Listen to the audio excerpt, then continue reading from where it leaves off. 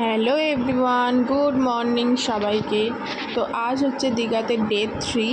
তো আমি আর তোমাদের দাদাভাই সকাল সকাল বেরিয়ে যাচ্ছিলাম দীঘার জগন্নাথ মন্দিরে পুজো দিতে। সকাল সকাল এই কারণেই বেরোচ্ছি, কারণ তোমাদের দাদাভাই যাবে কাজে, আর সকাল সকাল না গেলে ভীষণ পরিমাণে ভিড় হয়।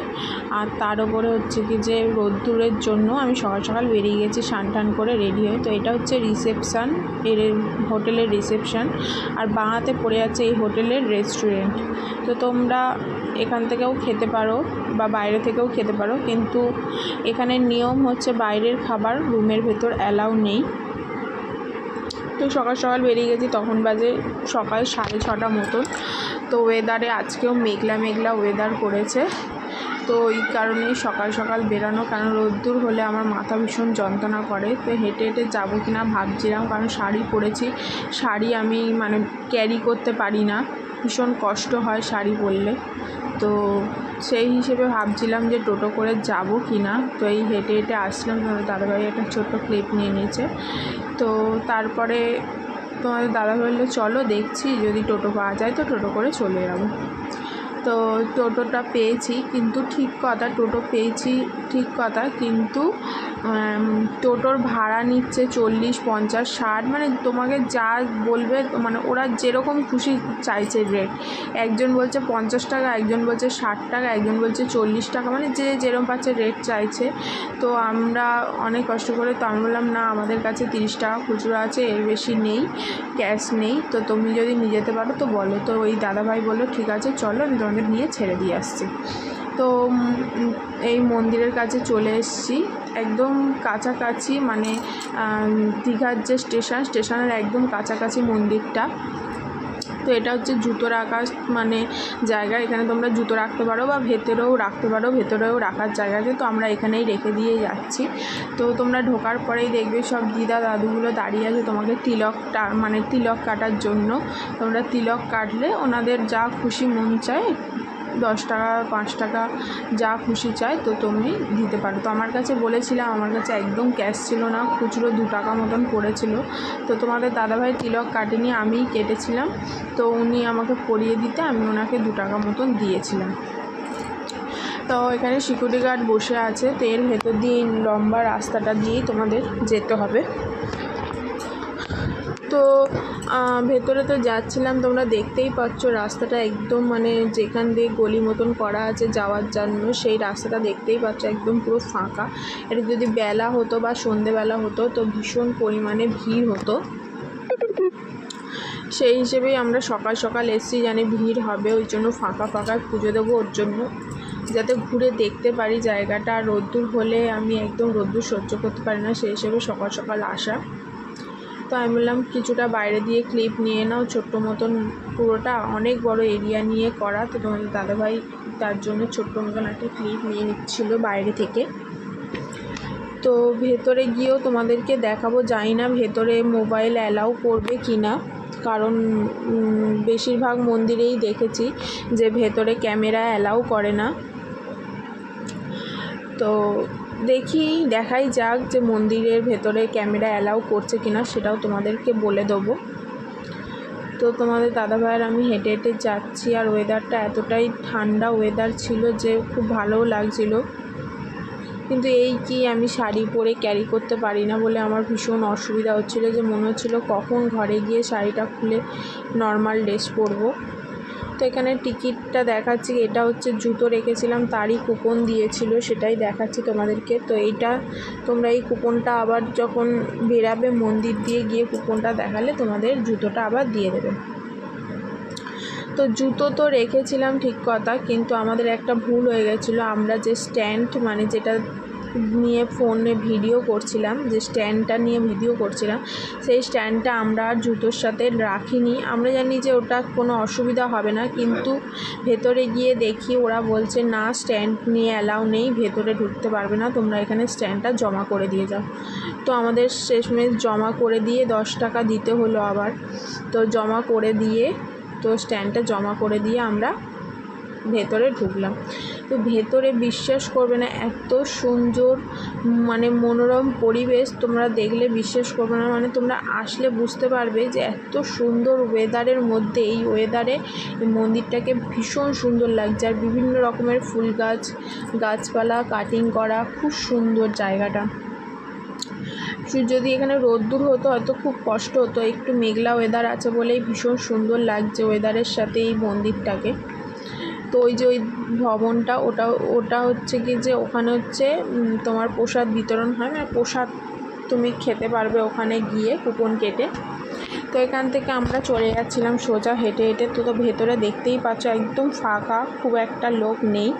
তো আমরা ঘুরে ঘুরে ফটো ভিডিও করছিলাম, কিছুটা ফটো তুললাম। তো ভেতরে যাচ্ছিলাম, দেখো সোজা মতন একটা মানে থাম্বা টাইপের রয়েছে, ওটা হচ্ছে মানে মোমবাতি টাইপের দেখতে। তো ওখানে দেখছিলাম অনেকে টাকার কয়েন দিয়ে, আর মানে সবাই নমস্কার করছিল, যাই না। আর আমাদের কাছে খুচরো কয়েন ছিল না বলে আমরা দিতে পারিনি। আমিও বলছিলাম যে আমি দেবো, কিন্তু কয়েন ছিল না। এই বলছিলাম না 2 টাকা ছিল, ওই ওনাকে দিয়ে দেওয়া হলো। তো একটাও কয়েন ছিল না, নাহলে আমি ওখানে দিয়ে আসতাম। তো আমি বললাম চলো ভেতরে যাই, দেখি কোথায় প্রসাদ নেওয়া যাচ্ছে। তো প্রসাদ নেব, নিয়ে আর ভিতরে ঢুকে পুজো দেব। তো ওনারা বলছিল যে ভেতর দিয়েও প্রসাদ নিতে পারো, ওই যে ওনারা ছাতা টাঙিয়ে বিক্রি করছে, ওখান দিয়েও প্রসাদ নিতে পারো। আবার বাইরে দিয়েও তোমরা নিতে পারো, কোনো অসুবিধা নেই। তো আমরা দেখছিলাম, তো তারপর ভাবলাম না বাইরে দিয়েই যাই, একটু ওই পার দিয়ে ঘুরে ঘুরে প্রসাদটা নিয়ে আসি। তো তারপরে ওই পারে যাচ্ছিলাম প্রসাদ নিতে, অনেকেই সব ওখান থেকে প্রসাদ কিনে নিয়ে আসছিলো। তো এখানে অনেক বই ঠই বিক্রি হচ্ছিল ঠাকুরের।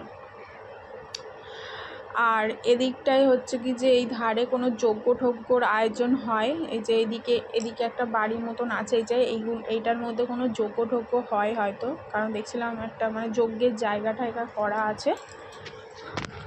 তো এপার দিয়ে সোজা চলে যাব, গিয়ে এই যে 6 নম্বর গেট নম্বর 6, ওখানে তার উল্টো সাইডে রাস্তার ওপারে এই যে জগন্নাথ ধাম ডালা আর্কেডে এইটা লেখা আছে আর্কেড। তো এখান থেকেই সবাই প্রসাদ নিয়ে ভেতরে যাচ্ছে। তো আমি বললাম চলো এখান দিয়েই কিনে নিই। ওখানে সিকিউরিটি গার্ডরা বলে দিল যে ডালা এখান থেকে পাওয়া যায়, তোমরা নিতে পারো। তো ওখানে প্রসাদ নিলাম, 50 থেকে শুরু, 50, 100, 150 এরম ডালা রয়েছে, তোমরা যেটা পারো সেটা নিতে পারো। তো ওখান থেকে আসার পথে এখানে একটা কল আছে, কল দিয়ে তোমরা হাত পা ধুয়ে নিতে পারো। তো আমি আগে ধুয়েছিলাম, আবার বাইরে গেছিলাম খালি পায়ে, তাই হাত পা একবার ধুয়ে নিলাম। তো তোমাদের দাদাভাই বলছে আগে ধুলো আবার একবার ধুয়ে নিল।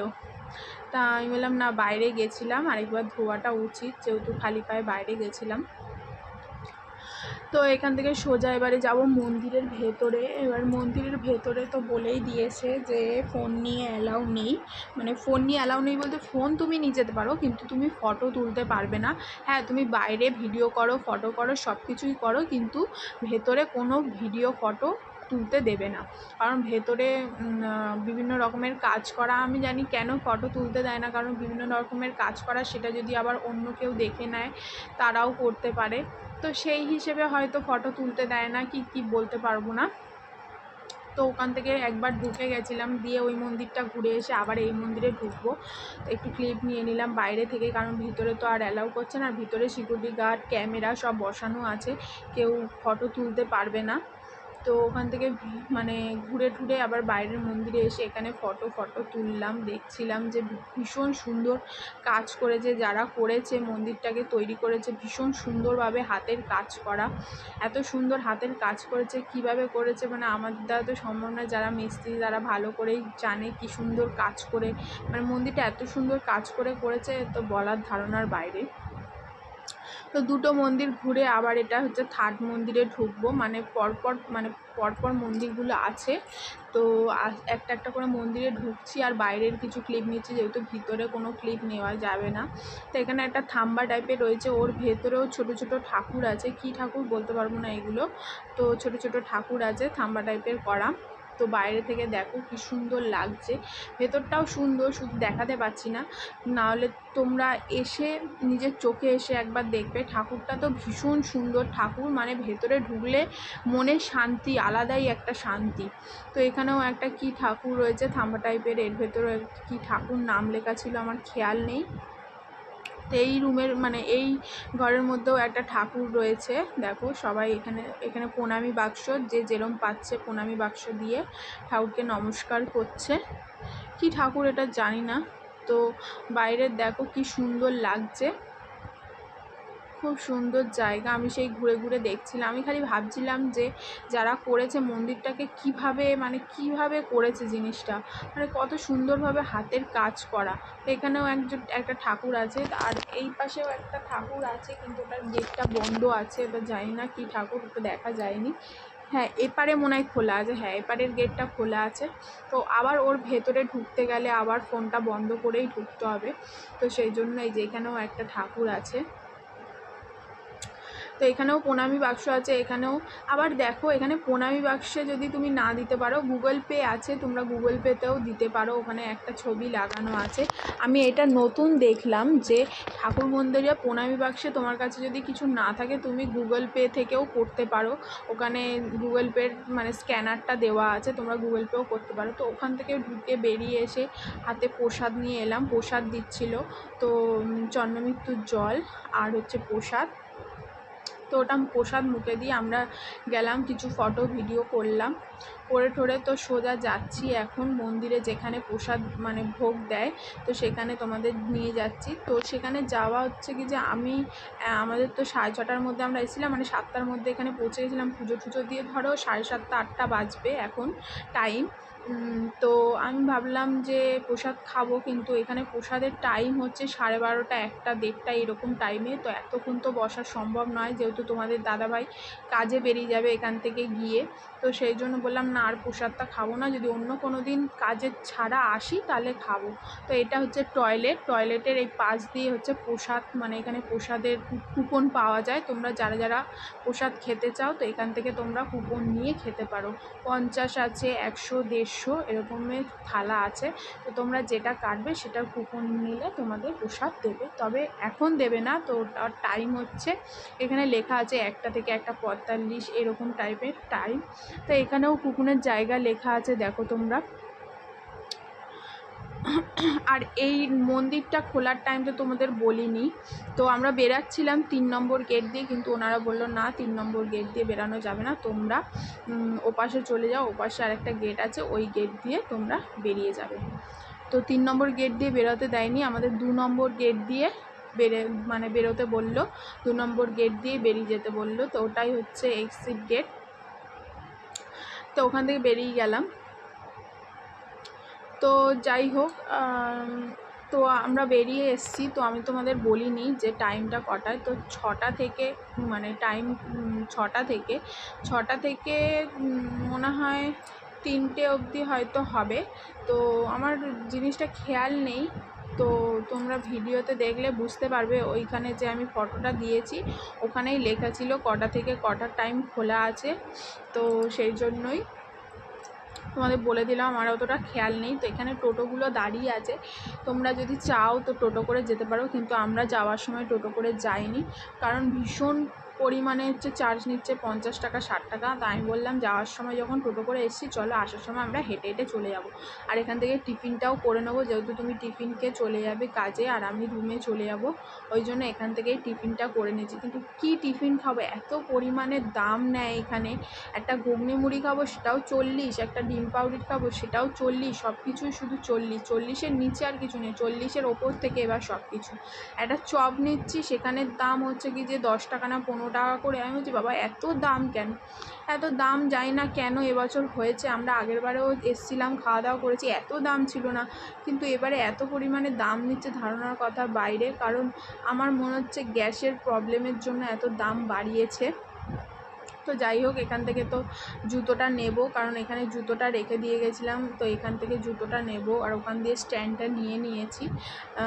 তো এখান থেকে জুতোটা এবার নিয়ে আমরা চলে যাব, গিয়ে টিফিন করে রুমে চলে যাব, যেহেতু তোমাদের দাদা কাজে যাবে। তো এখানে জুতো নিতে যাচ্ছি। তো এখানে জুতো নেওয়ার মানে তুমি নিতে পারো, তো কোনো টাকার চার্জ ওরা করে না। যদি তোমার ইচ্ছে হয় তো তুমি টাকা দিতে পারো, আর যদি মনে হয় যে না টাকা দেবে না তো তুমি নাই দিতে পারো। তো আমরা ভাবলাম না, একটা মানুষটা জুতো রাখছে দেখছে তো 10 টাকা অন্তত দিই। কারণ আমি ভেবেছিলাম যে উনি খালি মুখে যাব, আমার একটা কীরকম লাগছিলো যে উনি তো দেখে, উনি নিজেই বললো যে আমাদের কেউ যদি ভালোবেসে দেয় তো নিই, নয়তো আমরা নিই চাই না। তো বললাম ঠিক আছে তুমি ওনাকে 10 টাকা দিয়ে দাও। তো 10 টাকা দিয়ে দিয়েছে। তারপর তো রুমে চলে এসেছিলাম, তোমাদের দাদাভাই চলে গেছিলো কাজে।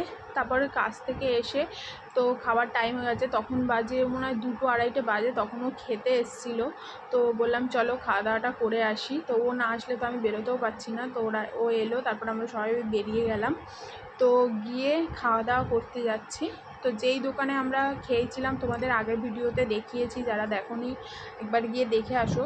তো ওইখানেই যাচ্ছি, কারণ ওখানের মানে খাবারের দামটাও ভীষণ সুন্দর, আর খাবারের মানে খাবারগুলোও ভীষণ মানে ঘরের রান্নার মতন খাবার, ভীষণই সুন্দর খাবার, রান্নাগুলোও ভীষণ সুন্দর। তাই ওই দোকানেই আমরা ঠিক করেছি ওখান দিয়েই খেয়ে নেব। তো ওখানেই যাচ্ছিলাম। তো যেই রুমে মানে যেই হোটেলে আমরা ছিলাম তার নিচে যে রেস্টুরেন্টটা আছে ওখানে ডিম ভাত বলেছিল 120 টাকা। আর এখানে আমরা ডিম ভাত অর্ডার করেছিলাম মিল সিস্টেমে, তুমি সব কিছুই নিতে পারবে, মানে ভাত তরকারি ফরকারি যা আছে ডাল ফাল সব নিতে পারবে, শুধু ডিমটা একবারই দেবে, একটাই দেবে। তো এখানে পড়েছিল 80 টাকা প্লেট, মানে তুমি পেট ভর্তি ভাত ফাত সবই নিতে পারবে, খেতে পারবে, শুধু ডিমটা একবারই নিতে পারবে, সেটা পড়েছিল 80 টাকা। আর ওখানে বললো 120 টাকা। মানে আমি বলতে চাইছি যেখানে আমাদের কম রেট পড়বে তো আমরা তো অবশ্যই সেখান দিয়েই খাবো, তাই না? যেখানে 80 টাকার প্লেট ডিম ভাত দিচ্ছে একই জিনিস, সেখানে হ্যাঁ, যেখানে মানে রেস্টুরেন্টের নিচে যে মানে রুমের নিচে যে রেস্টুরেন্টটা আছে ওখানে আবার তোমাকে শুধু ভাত দেবে, ডাল তরকারি যেগুলো দিচ্ছে সেগুলো একবার এক্সট্রা দেবে না, শুধু ভাতটাই দেবে। কিন্তু আমরা এখানে দিয়ে যে মিল সিস্টেমে খেয়েছি সেখানে তোমাকে ডাল আলু ভাজা তুমি চচ্চড়ি ফচ্চড়ি যা আছে সেগুলো তুমি ডবল নিতেই পারো, কিন্তু হ্যাঁ ডিমটা তুমি একবারই নেবে, একটাই ডিম নেবে, সেই হিসেবে 80 টাকা প্লেট। আমি বলছি না, তাহলে তো আমার তো এখান থেকেই খাওয়া লাভ। আর ওখানের খাবার আমার খুব একটা পছন্দ হয়নি, এখানেই যা এখান থেকের খাবারগুলো আমার খুব ভালো লেগেছে। কারণ ওখানের খাবারগুলো আমি সেবারে রাত্রেবেলা চাউমিন তোমাদের কাছে শেয়ার করা হয়নি, চাউমিন নিয়েছিলাম আর চাউমিনটা খুবই বাজে খেতে হয়েছিল। তো আমি চাউমিন ফেলে চলে গেছি, মানে উঠে গেছিলাম। তো উনি দেখে বলছে চাউমিন খেলেন না আপনারা, কি চাউমিন খেলেন না, আপনাদের কি চাউমিনটা পছন্দ হয় না? আমি সত্যি বললাম না আমার পছন্দ হয়নি, চাউমিনটা খুবই বাজে হয়েছিল।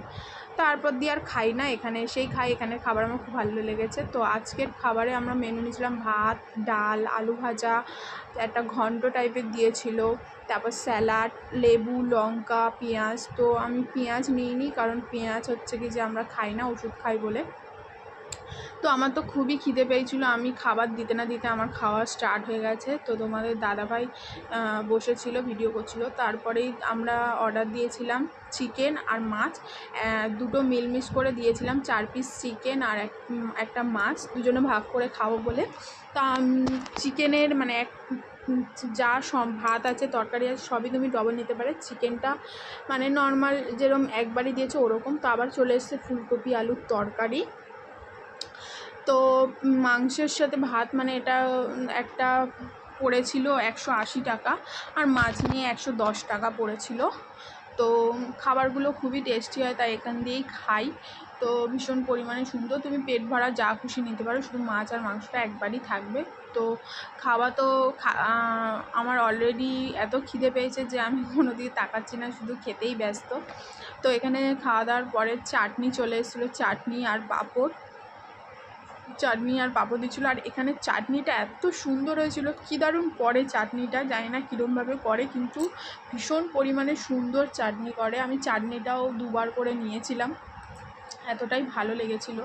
তো আমি ভাবছিলাম যে ওনাদের জিজ্ঞাসা করবো যে চাটনিটা তোমরা কি করে করো। তো খাওয়া দাওয়া সেরে আমরা একটু বিচের ধারে এসেছিলাম, দেখছিলাম কীরকম লোক হয়েছে, দেখছি ভীষণ পরিমাণে লোক হয়েছে। আর আমার এতটাই রোদ্দুর ছিল যে আমি ছাতা নিয়েছিলাম, ছাদ ছাড়া আসতেই পারিনি, কিন্তু ভীষণ রোদ্দুর, মাথা যন্ত্রণা শুরু একবার হয়ে গেলে আমার আর রক্ষে নেই, কারণ ভীষণ পরিমাণে মাথা যন্ত্রণা করে আমার রোদ্দুরে। তার জন্য আমি ছাতা নিয়ে এসেছিলাম হাতে করে, কিন্তু ছাতা তো টাঙানোর একদমই উপায় নেই, এত পরিমাণে হাওয়া দিচ্ছে ছাতাটা উল্টে দিচ্ছে। দিচ্ছে, মানে বেঁকিয়ে দিচ্ছে, এত পরিমাণে হাওয়া দিচ্ছে, যার জন্য ছাতাটা আমার বন্ধ করে দিতে হয়েছে।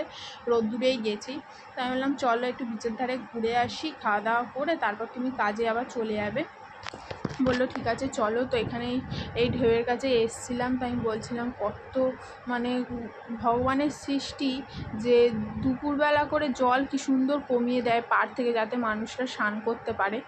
তো এখানে স্টারফিশ দেখছিলাম, তোমাদের দাদাভাই বলছে স্টারফিশটা মনে হচ্ছে জ্যান্ত আছে, তো হাতে তুললে ওর পাগুলো একদম কিলকিল কিলকিল কিলকিল করে। ঠিক আছে, তো আমি আমার জুতোটা তো অনেক দূরে রেখে দিয়েছিলাম, দিয়ে ভিডিও করছিলাম, তো জুতোটা আবার আনতে গেছি। আমি ভাবছি আমার জুতোটা যদি কেউ নিয়ে নেয়, ঠিক আছে, তার জন্য আমি জুতো, তো তোমাদের দাদা বলে জুতো কেউ নেবে না, তুমি যাও জুতোটা নিয়ে আসো, অসুবিধা নেই। তো আমি ওই জুতোটা নিয়ে আর চলে আসছি। তো স্টারফিশটা দেখো, জ্যান্ত স্টারফিশ চলছে, আবার চলছে মানে হেঁটে হেঁটে যাচ্ছে। তো তোমাদের দাদাভাই দেখবে আমি আসবো আর তোমাদের দাদাভাই হাতে স্টারফিশটা তুলে আর আমার পায়ে ছুঁড়ে দেবে। আমি তো ভীষণ ভয় পেয়ে গেছিলাম, আমি তো কামড়ে টামড়ে দেবে নাকি হাতে, আমার খুব ভয় লাগে। তো ও নিয়ে আমার পায়ে এরমভাবে ছুঁড়ে দেবে। তা আমি তাই ওকে বলছিলাম যে তুমি ভীষণ ইয়ার্কি মারো, এইসব যদি কামড়ে টামড়ে দেয়, বলে হ্যাঁ কামড়ায় না, ওদের মানে পায়ে দিলে পায়ে মানে গায়ের মধ্যে পুরো কিলকিল কিলকিল করে, মানে সুরসুরি টাইপের দেয়। তো আমি ঘুরে ঘুরে আমি বললাম না চলো।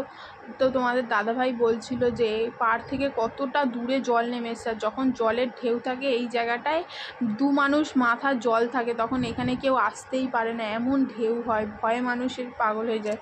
তো তাই বলছিলাম। তো তারপর তোমাদের দাদাভাইকে বললাম চলো, তোমার তো অনেক দেরি হয়ে যাচ্ছে, এবার কাজে যেতে হবে, তুমি তো কাজে যাবে, আমাকে রুমে দিয়ে দাও, তারপর তোমরা বেরিয়ে যাও। তো বললো হ্যাঁ চলো, আর দাঁড়াবো না, অনেকটা রোদ্দুর আছে, তোমারও মাথা যন্ত্রণা করবে, আমরা আবার সন্ধেবেলায় আসবো। বললাম হ্যাঁ চলো। তো আমরা তাই চলে যাচ্ছি পাড় থেকে। এখনও মানুষ কত স্নান করছে তুমি দেখো। ও এত বেলা হয়ে গেছে, তখন হয়তো 3টে হয়তো বেজে গেছে, 3টে 3:30 বাজে, তখনও মানুষের কত লোকজন। তো তারপরে আমরা তো যে যার রুমে চলে এসেছিলাম। তো তোমাদের দাদাভাই কাজ থেকে এসে ফ্রেশ হয়ে তখন বাজে 4:30 পৌনে 5টার সময়, তো কাজ থেকে চলে এসে ফ্রেশ হয়ে বললো চলো না পাড়ের দিকে যাই। তো সেদিনকারও বলেছিলাম যে ভীষণ পরিমাণে মেঘলা ওয়েদার, হাওয়া দিচ্ছিলো, আজকেও সেম। তো কদিন ধরেই দেখছি ভীষণ মেঘলা ওয়েদার আর ভীষণ পরিমাণে হাওয়া দিচ্ছে। তো বলতে পারবো না হাওয়াটা কি সমুদ্রের ধারেই এত পরিমাণে হাওয়া হয়, নাকি রোজ দিনই কি এরকম হাওয়া হয়, নাকি শুধু মেঘলা ওয়েদার হয়েছে বলে এত হাওয়া দিচ্ছে। মানে সমুদ্রের ধারে বসা যাচ্ছে না, এত পরিমাণে হাওয়া চলছে সমুদ্রের ধারে।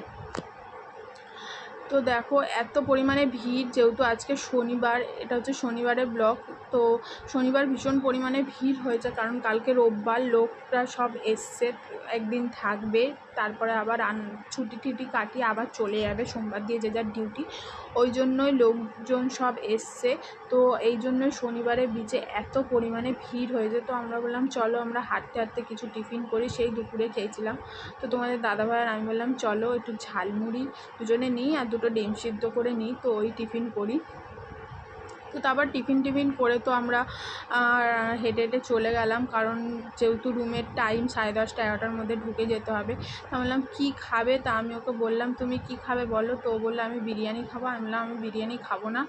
তো ডিম ছাড়া বিরিয়ানি 100 টাকা, 110 টাকা। আমি বললাম আমি খাবো না, আমার ডিম ছাড়া আমার বিরিয়ানি ভালো লাগে না। তো আমি চাউমিন খেয়েছি, তোমাদের দাদাভাই বিরিয়ানি খেয়েছে, সেই ক্লিপটা আমার নেওয়া হয়নি, তো তার জন্য তোমাদের দেখানোও হলো না। তো খাওয়া দাওয়া করে আমরা যে যার রুমে চলে যাব, তার জন্য একটু ঘুরে নিচ্ছি। তো ঘুরে টুরে যে যার রুমে ঢুকে যাব, তারপর আবার কাল সকালে আবার যে যার উঠে, কারণ এই ঘুরতে এসেছি তার জন্যই এই ফটো। তারপরে ওখান থেকে আসার পরে কিছু ফটো নিয়েছিলাম, সেগুলো তোমাদের সাথে শেয়ার করছি। তো ভালো লাগলে like comment share and subscribe করে দাও চ্যানেলটিকে। Tata bye.